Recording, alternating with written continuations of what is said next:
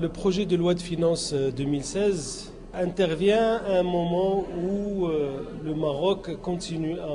d'enregistrer des avancées extraordinaires et importantes sur le plan des réformes, de la mise en œuvre des réformes, de contexte aujourd'hui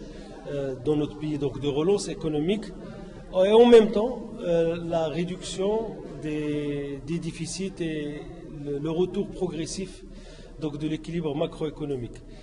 Les grandes lignes ou les grandes priorités de ce projet de loi de finances 2016 concernent la mise en œuvre effective des réformes structurelles, telles que la régionalisation avancée, telles que la mise en œuvre de la loi organique, de la nouvelle loi organique des lois de finances, telle que aussi la continuation de la réforme de la caisse de compensation, la réforme de la justice.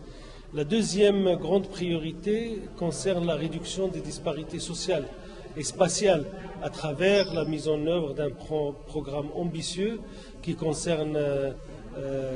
environ 12 millions de Marocains vivant en milieu rural à travers des projets d'un montant sur 7 ans de 50 milliards de dirhams. La troisième grande priorité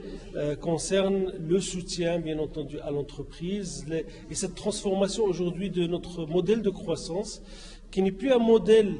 bâti uniquement sur l'encouragement de la demande, mais également l'amélioration de l'offre à travers les stratégies sectorielles, en particulier la stratégie d'accélération industrielle, la continuation de la stratégie réussie, la stratégie agricole, donc le plan Maroc vert, et des autres stratégies qui ont permis au Maroc d'enregistrer cette année un taux de croissance relativement important, donc de 5%, un retour progressif à l'équilibre du cadre macroéconomique, puisque le projet de loi de finances pour l'année prochaine prévoit un déficit de 3,5%, une amélioration importante de l'ensemble des indicateurs économiques de notre pays au niveau des secteurs industriels à l'exportation tels que l'automobile qui a enregistré une progression de plus de 13%, tels que également l'amélioration de nos réserves en devises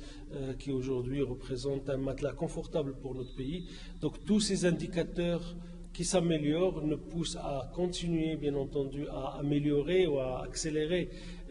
toute notre réforme. Il s'agit d'un projet de loi de finances volontariste à caractère social, éminemment social, qui se veut également ambitieux à travers la mise en œuvre de toutes les réformes déjà annoncées.